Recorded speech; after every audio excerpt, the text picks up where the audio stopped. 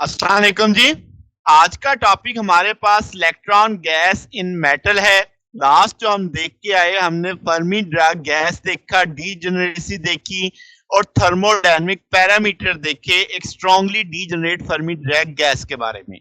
तो आज एक तरह से एप्लीकेशन समझ लें कि ये फर्मी ड्रग गैस की एक एप्लीकेशन है जो हम पढ़ने वाले हैं, जो है इलेक्ट्रॉन गैस इन मेटल। बात समझ आ गई? तो ये हमारा मेन टाइटल हो गया। अब आपके पास आप मेटल को क्या समझते हैं कि जिसमें फिक्स पॉजिटिव न्यूक्लियाई होता है और उसके गिर्द इलेक्ट्रॉन घूम रहे होते हैं। ये इलेक्ट्रॉन हम ये समझते हैं कि मेटल में आजादाना घूमते हैं, जैसे गैस के पार्टिकल मूव करते हैं। तो हम इसीलिए इनको बोलते हैं परफेक्ट गैस, या आप इसे इलेक्ट्रॉन गैस कहते हैं। ठीक है। ये जब अजम्पशन क्लासिकल स्टैटिस्टिक्स में हमने लेके चले तो बहुत सारी प्रॉपर्टीज हमने इसकी मदद से समझी, यानी वो सक्सेसफुली समझी, जिसमें electrical, thermal conductivity, thermoelectricity, thermionic emission, magnetic properties, photoelectric effect, ये सारा कुछ हमने इसी बुनियाद पे समझा क्लासिकल स्टैटिस्टिक्स को ज़हन में रखते हुए।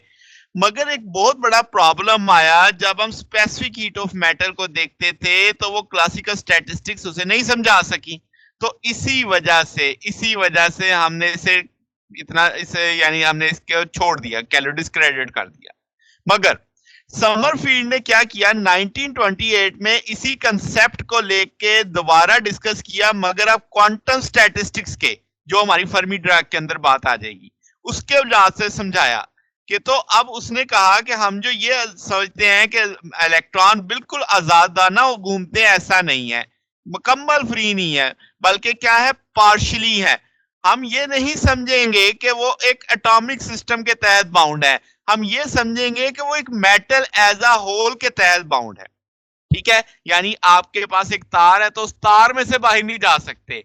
हम एटम की गिरफ्त नहीं समझेंगे, बल्कि एक मेटल को एज अ होल समझेंगे, उसकी गिरफ्त में है। तो अब जो मेटल का इंटीरियर है हम उसे समझेंगे कि वहां पे एक यूनिफॉर्म पोटेंशियल है और वो पॉजिटिव होगा फ्री स्पेस के लिहाज से, यानी इस तरह उसको रेफरेंस मान लेंगे। तो इसका मतलब अगर पोटेंशियल है तो वहां पे पोटेंशियल में से उसे इलेक्ट्रॉन को निकालने के लिए हमें एनर्जी चाहिए, वर्क चाहिए। तो ये चीज भी समझ आती है।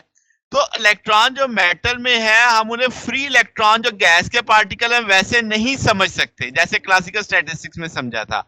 और एक और वजह भी है कि आपके पास इनका मैस इंतहाई कम और ये डेंस पैकिंग के अंदर होता है।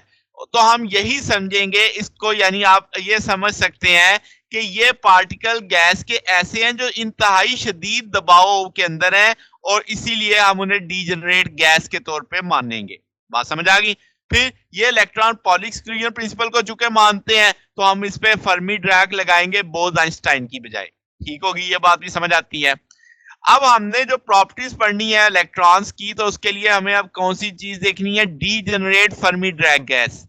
अब आप स्पिन हाफ होती है, हाफ इंटीग्रल होती है, तो आपके पास जीएस जो आपका स्टैटिस्टिकल वेट फैक्टर है, या डीजेनरेसी जिसे आप बोलते हो, 1/2 आ जाएगा, एस की जगह वैल्यू लग गई, यहाँ पे 2s+1 होता है, तो ये 2 वैल्यू आ जाएगी जीएस की वैल्यू। अब अगर मैं फर्मी एनर्जी देखूं एट 0 केल्विन, हम ये निकाल चुके हैं, जब आप डीजेनरेसी देखेंगे वहां पे ये हमने टॉपिक हल किया हुआ है, ये फार्मूला वहां पे हल किया हुआ है फॉर 0 केल्विन। तो एस स्क्वायर ओवर 2m आ जाएगा, 3n4 VGS आ जाएगा 3/2। अब जीएस की वैल्यू मुझे पता है 2 है, वो इस 8 बन जाएगा, 8 को इस 2/3 से बाहर निकाला जा सकता है, तो वो आपके पास बाहर 8 आ गया। समझ आ गई बात?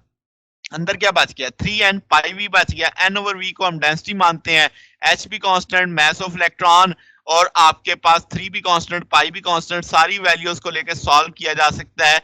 0.62510⁻17 और ये रो n ओवर वी डेंसिटी की जगह आ रहा है 2/3 के तौर पे। जूल्स में आ गया, इसे इलेक्ट्रॉन वोल्ट में भी कन्वर्ट किया जा सकता है। अब डेंसिटी जैसे आपने देखा यहाँ पे n m ओवर v के तौर पे आएगी, तो ये वैल्यू आपके पास इलेक्ट्रॉन गैस की डेंसिटी के तौर पे हम इसे देखेंगे। तो अब आपके कंडक्शन इलेक्ट्रॉन में 0.1 kg पर मीटर क्यूब होती है, यानी कंडक्शन इलेक्ट्रॉन के लिए ये वैल्यू। अच्छा, अब क्या है जनाब कि आपके पास अगर हम फर्मी टेम्परेचर की बात करें, तो फर्मी टेम्परेचर आपके पास फर्मी एनर्जी जो 0 केल्विन पे होगी उसे k से डिवाइड कर देंगे बोल्ट्जमैन कांस्टेंट से, तो ये फर्मी एनर्जी थी, इसे k से डिवाइड कर दिया। अब आपके पास यही टूल है, उसे k से डिवाइड करके लिख दिया आपने। देन आपने क्या करना है कि जनाब आपने इस जगह उसी GS की वैल्यू प्लेस की है, उसी तरीके से इसे सॉल्व करना है। अब k साथ में लग गया इसके, वो वैल्यू आपने यहाँ पे सॉल्व कर ली, 4.5 टू 10⁵ रो 2/3 इंटू केल्विन आ जाएगा। और चूंकि हम डेंसिटी जानते हैं कंडक्शन की अब 0.1 होती है, तो वो TF की ये वैल्यू लगा के हम 10⁵ केल्विन तक देख सकते हैं फर्मी टेम्परेचर को। तो जो गैस 10⁵ K से नीचे होगी वो डीजेनरेट हो जाएगी, ठीक हो गया, फर्मी है ना, अपर लेवल होता है। अब डीजेनरेसी फैक्टर की बात करें तो ए, ये हमने निकाला था कि ये जितना फैक्टर बढ़ता चला जाएगा डीजेनरेसी बढ़ती चली जाएगी। तो अब यहां से आपने हायर ऑर्डर को निगलेक्ट कर दिया है, तो आपके पास ए सिर्फ एक तरफ रखा, बाकी फैक्टर उठा के मैं दूसरी तरफ ले गया, तो ये फैक्टर इस रूप में आ गया। जीएस की वैल्यू 2 लगा दी हमने।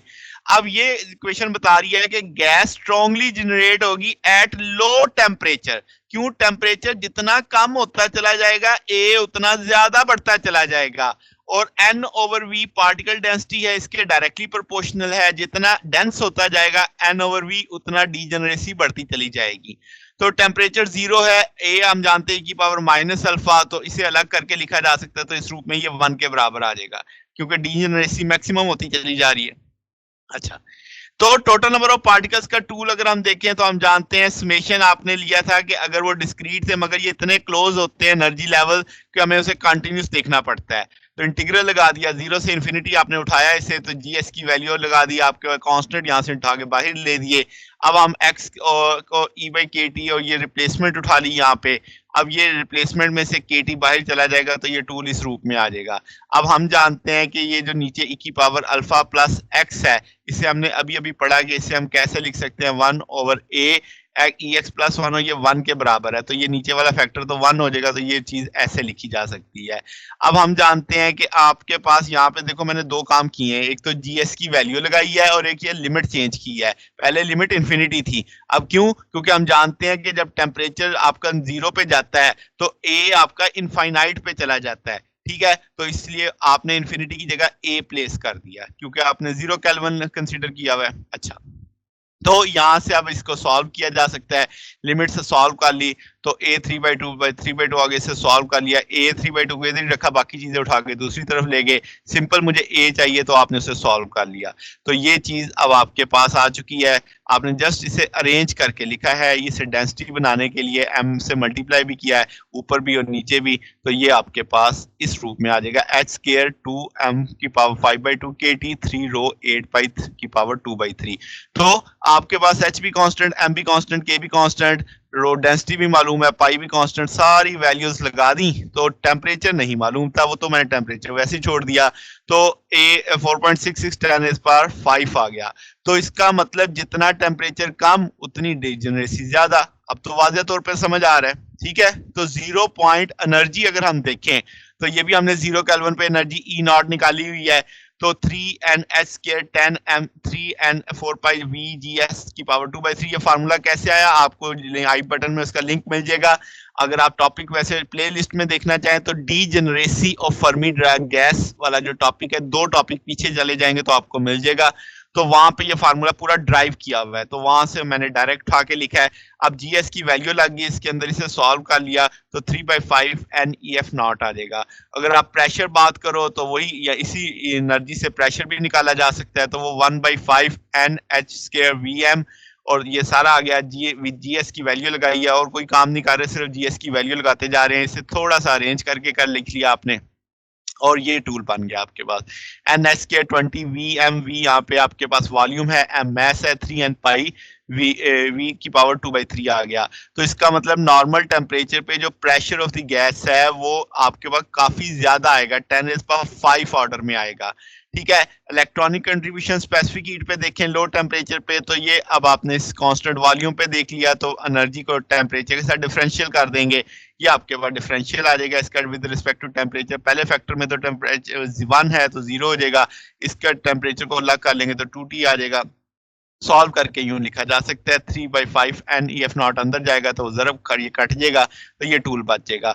ये जो टेम्परेचर के साथ सारा फैक्टर लिखा हुआ है इसे मैंने कांस्टेंट मान लिया क्योंकि ये टेम्परेचर पे डिपेंड नहीं करता, तो CV प्रोपोर्शनल आ जाएगा टेम्परेचर के। इसका मतलब जो इलेक्ट्रॉनिक कंट्रीब्यूशन है स्पेसिफिक हीट में वो भी प्रोपोर्शनल है किसके, एब्सोल्यूट टेम्परेचर के। तो ये हमारे पास फ्री इलेक्ट्रॉन गैस का एक टूल था जिसमें हमने देखा कि फर्मी ड्रैग डिस्ट्रीब्यूशन के फार्मूलों की मदद से हमने उसके पैरामीटर्स को स्टडी किया। तो अगर आपको इसमें कोई बात पूछनी हो, डाउट हो तो नीचे कमेंट्स में पूछ सकते हैं। वीडियो अच्छी लगी हो तो वीडियो को लाइक कीजिएगा, दोस्तों के साथ शेयर कीजिएगा, चैनल को सब्सक्राइब कर दीजिएगा। अब तक के लिए इतना ही, बाकी इंशाल्लाह फिर नेक्स्ट देखेंगे। ओके, अल्लाह हाफिज।